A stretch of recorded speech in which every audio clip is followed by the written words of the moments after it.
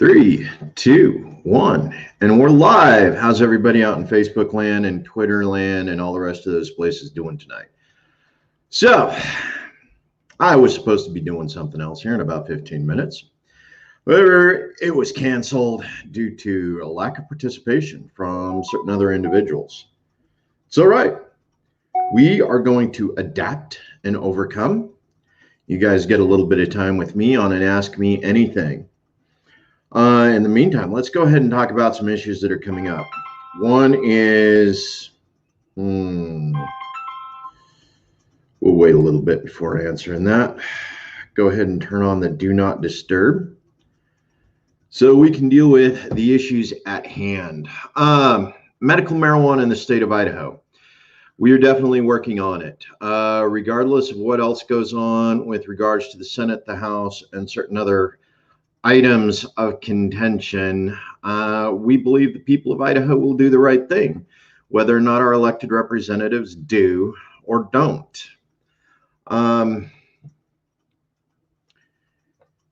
So, the organization that's responsible for running the Medical Marijuana Initiative is called Kind Idaho.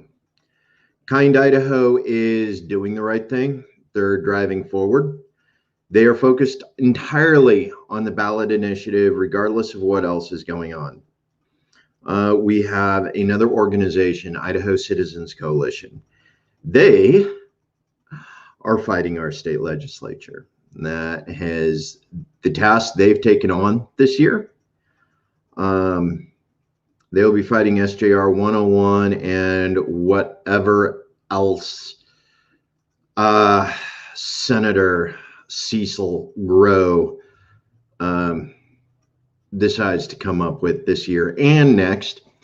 Reason why is because Cecil doesn't like to let things go. No, he doesn't. Him and his persistent, unrighteous dominion, where he continues to try and override the rights of the citizen. Yes, he does on a regular basis. Let's go ahead and talk about that. Cecil Grow. Yep. Cecil Grow has sponsored a bill called SJR 101. The idea behind SJR 101 is to make it a constitutional amendment to deprive the citizens of the state of Idaho the right to try, the right to use any potential drug that is not already listed as acceptable by the FDA that will preserve their right to life or the right to pursue happiness. And he will persist in depriving them of their liberty for choosing to use that. Yeah. For those of you who aren't familiar, I'm actually going to have to pull it up because I'm going to have to read it verbatim here in the next couple of weeks. Reason why is because SJR 101 has been advanced to the House. It will be going to the House State Affairs Committee. Individuals like John Gannon will be sitting on there. He's actually good. Air Force vet, lawyer. He's actually fighting for this, fighting against it, not for it.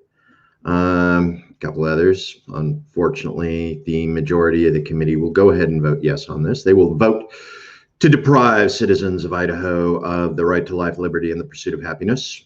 Again, persistently, like they always do, despite the fact that they claim to be Republicans, they claim to be for the individual rights. They are all practitioners of unrighteous dominion, and they persist on sending people to prison.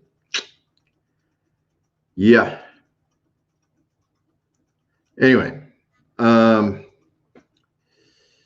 Section 1, Article 1 of the Idaho State Constitution reiterates the Declaration of Independence in that all people have the right to life, liberty, and the pursuit of happiness, of which Cecil Grow doesn't give a shit.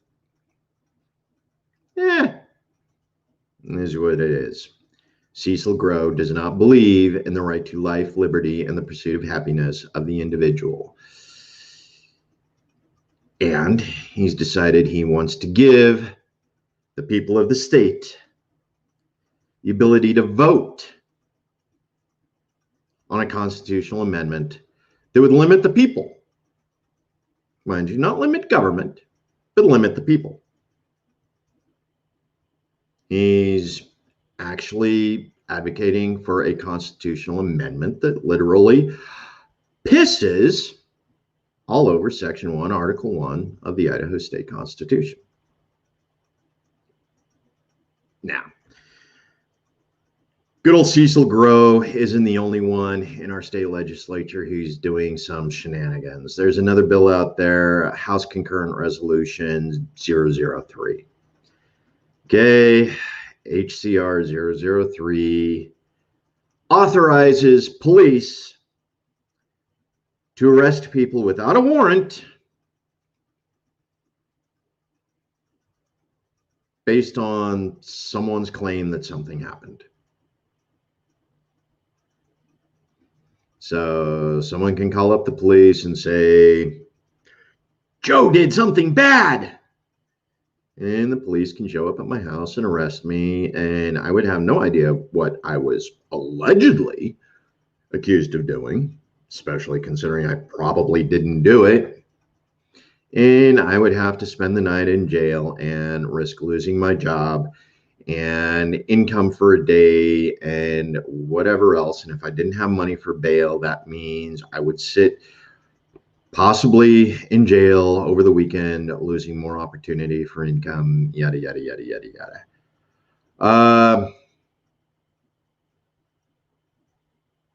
No, awesome. Kareem, thoughts on GameStop and Reddit? Love it, love it, love it, love it. That said, it's a one-time off. I love the short squeeze. I love the fact that it was people, just regular people capable of doing that. They actually stepped in and gave a hedge fund manager the short squeeze. Of course, hedge fund manager, his fellow rich friends all bailed him out at the last minute. So the 13 billion he lost in the GameStop short squeeze, he's going to be able to recoup that.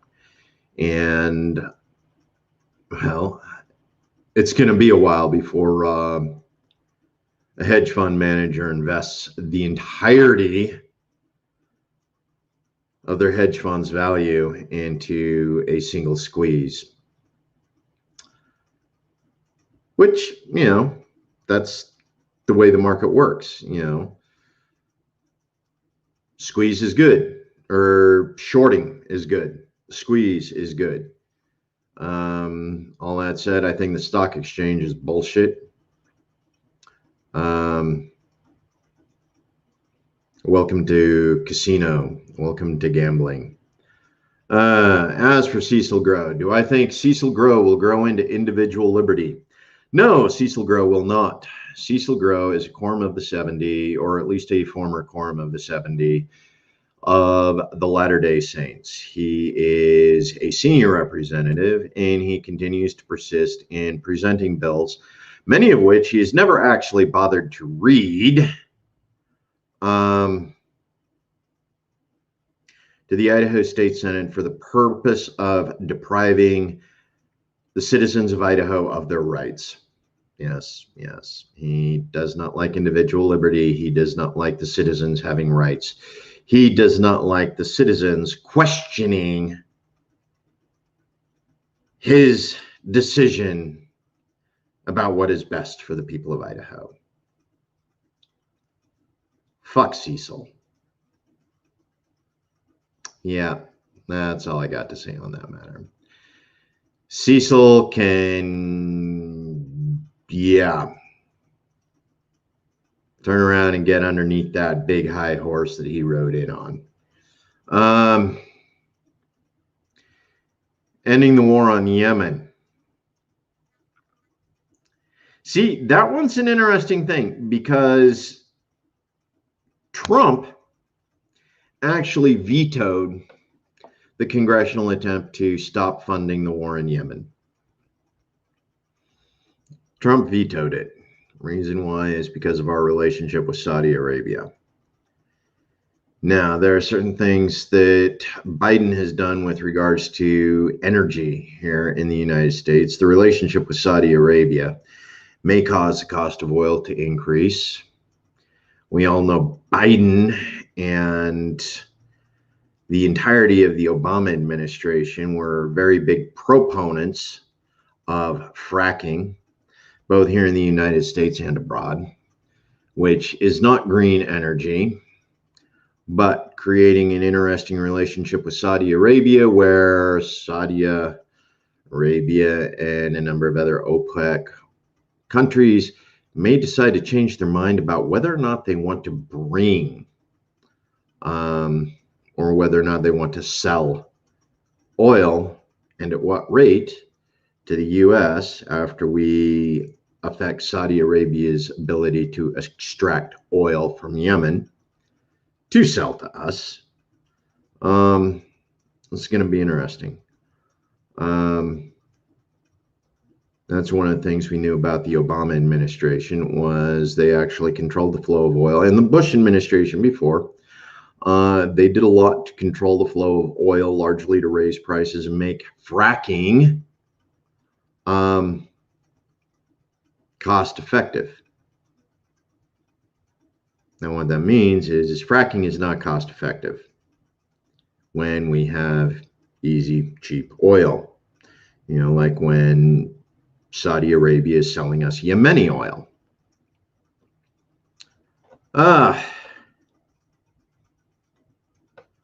Popcorn shrimp. Prefer jumbo shrimp myself. You know, the deep fried popcorn shrimp. And all you're really tasting is a deep fried batter. You know, not really the shrimp itself. That said, I do like shrimp. I do like shrimp in my Mexican food. Don't blame you. Right there with you.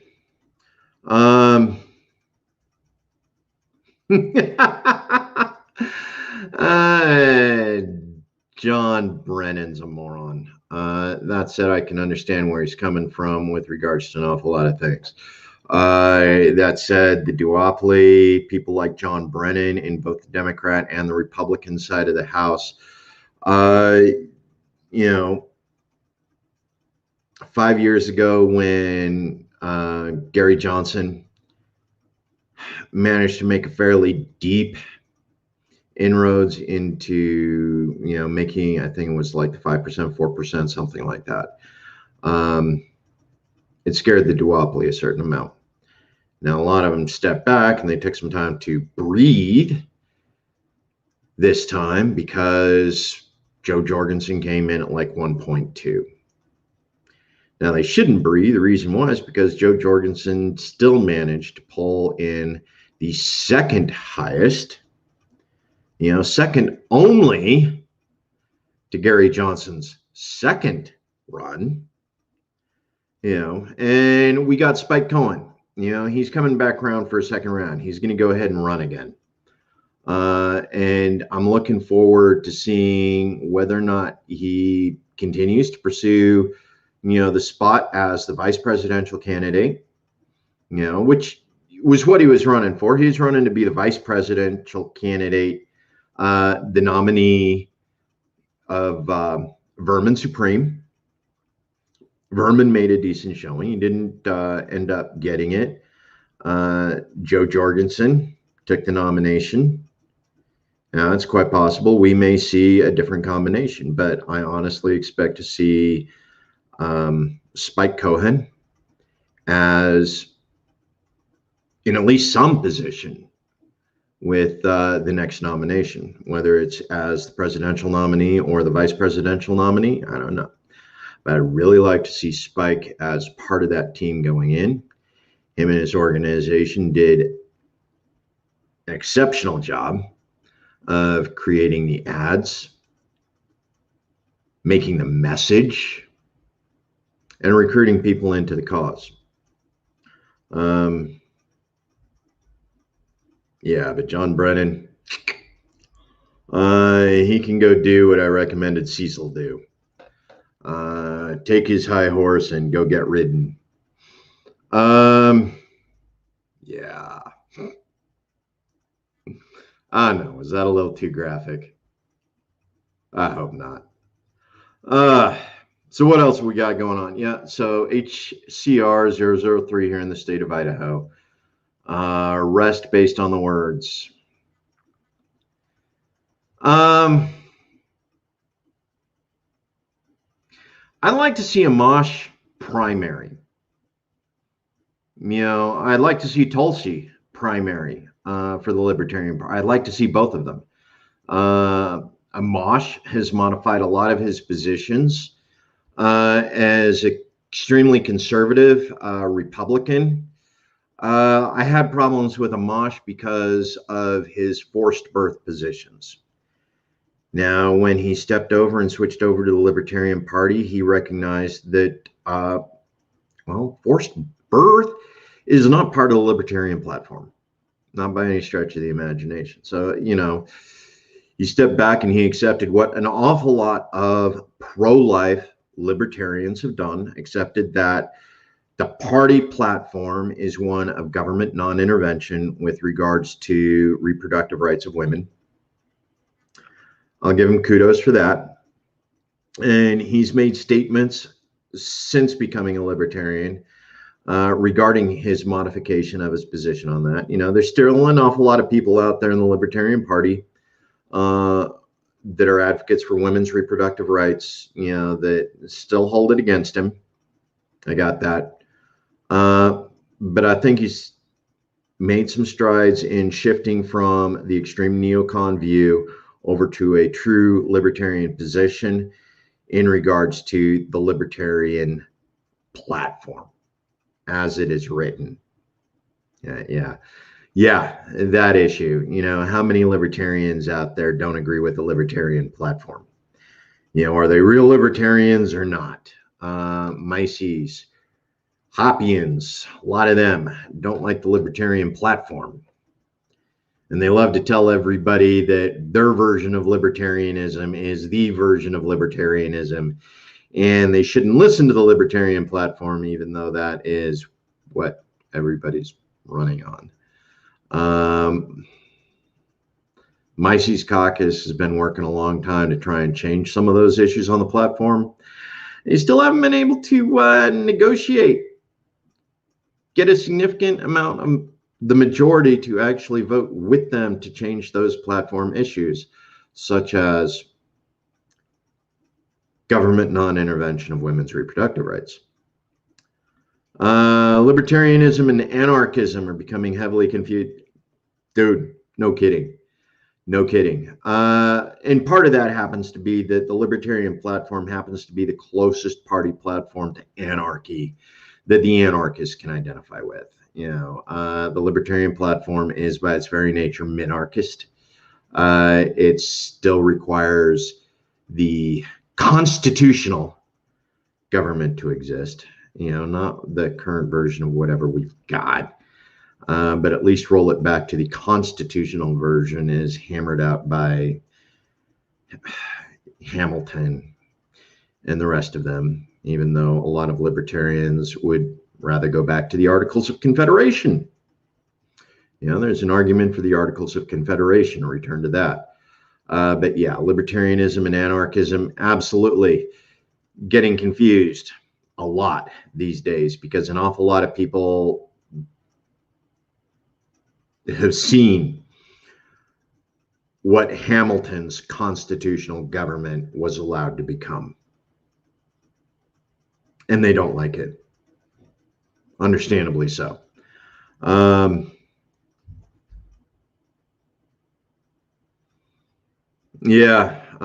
Prague Cop, and a lot of that's just different views. There's a lot of good people in the Mises Caucus, some of them in leadership roles, who understand that a lot of the philosophy, a lot of the beliefs of Mises, and for that matter, Hoppe, don't really fit within the larger umbrella of the libertarian platform. But this comes down to the 80% rule. Can you agree on at least 80% of the issues? Is Mises on board with 80% of the libertarian platform? I hope so. I'd like to think so. And are they able to work with other libertarians and anarchists who, again, are also 80% on board with the libertarian platform? Good question. But at the moment, what we have binding us all together, creating that bottom unity sense, Bakunin, Kropotkin, Mises, all of that bottom unity, libertarian, decentralized, our current federal government. I think there's things that we can still manage to work with together, with the decentralization of the federal government, and allow each one of the individual states to adopt their own version of bottom unity. And then best practices. If it works in one state, maybe the other states will adopt it. Maybe they won't. Who knows? All we know right now is the current federalized government isn't working for anybody. Libertarians, anarchists, Democrats, Republicans. It's not. And even to that degree, some of the states, we still have that same issue. But yeah, no, this Amash thing, I like to see both Amash and Tulsi, line up and decide to make a presidential run as libertarian candidates. Amash made his modifications. I think Tulsi can change a few of her positions and actually hit that 80% where her modified platform would agree with the libertarian platform. And she's already there on some of the big issues. Anti-corporatism, put an end to corporate welfare, put an end to the endless wars. She's a peace candidate, bring our troops home. She's already there with her big issues. All we need to do is bring her over on a couple other issues, get her in agreement with about 80% of the platform. And I think her and Amash and Spike doing an honest effort, primary for the Libertarian Party leading up to the Libertarian Convention would be awesome for the party and awesome for them too. I'd really like to see those three, in a Libertarian primary. The panarchism, you have a commune next door to a city. Yeah, absolutely. Well, in a sense, that's what we're doing already. We have, those homeowners associations that exist just outside of city limits. We have the larger architecture of the county that governs those anarchist communes that exist just outside of city limits, representing that zone of moderation between what happens in the city and what happens outside of the city, and working together. So we have a lot of the models in place for that kind of governance, for that sort of option. All we need to do is remember, the rights of the individual trump the rights of the community, and figure out exactly how we're going to decide land rights, not property rights, mind you, land rights. And I think that's one of the things that we get confused an awful lot about when we talk anarcho-communism, anarcho-syndicalism, anarcho-socialism, Ancapistan, preservation of generational wealth via property acquisition. Does property include land rights? Is land not used consider personal property? Yeah, that's something that's going to have to be ironed out on a case-by-case basis, because I see a lot of conflict over that particular interpretation of property rights, whether or not land is or is not property and subject to inheritance.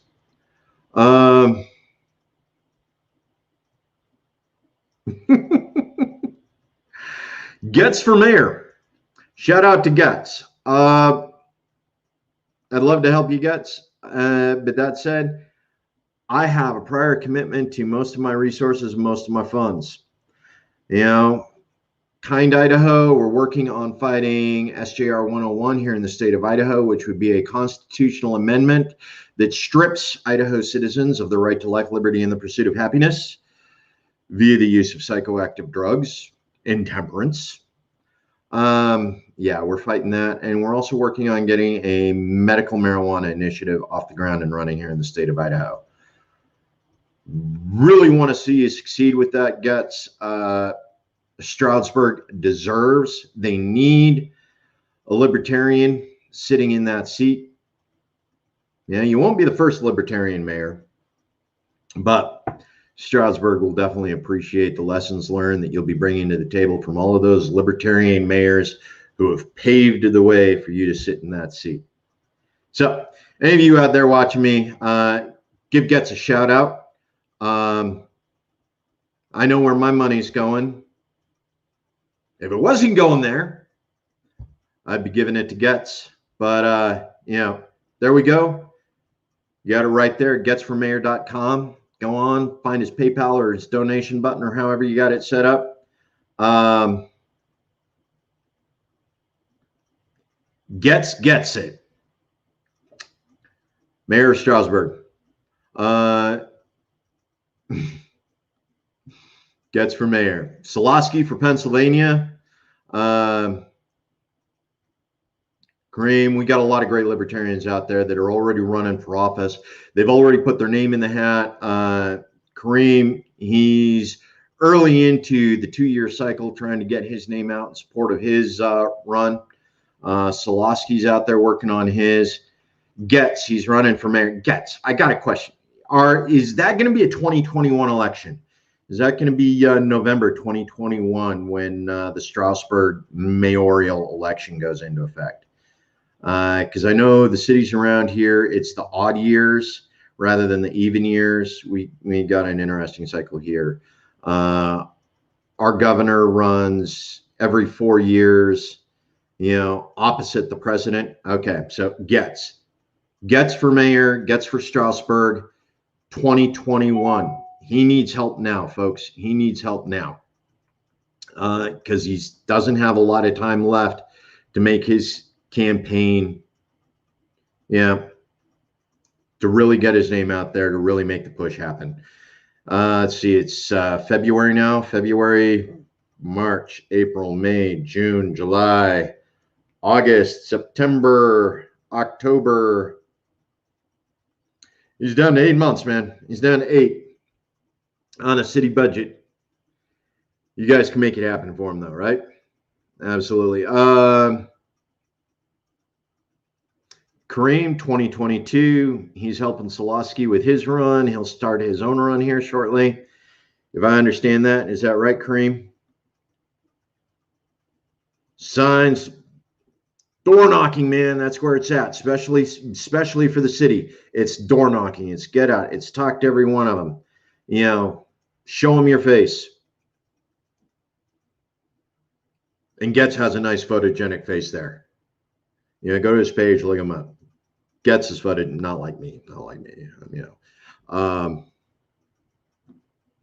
Kareem will be running for Free Pennsylvania, Libertarian Pennsylvania. Love it. I love seeing all of the activism. I love seeing libertarians all across the United States stepping up and running for local offices.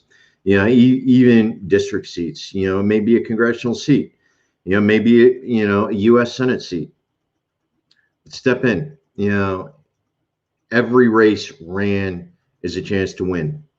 Every race run spreads the word. Yeah, it welcomes people to the ideology. It welcomes people to libertarianism. Yeah, it teaches them about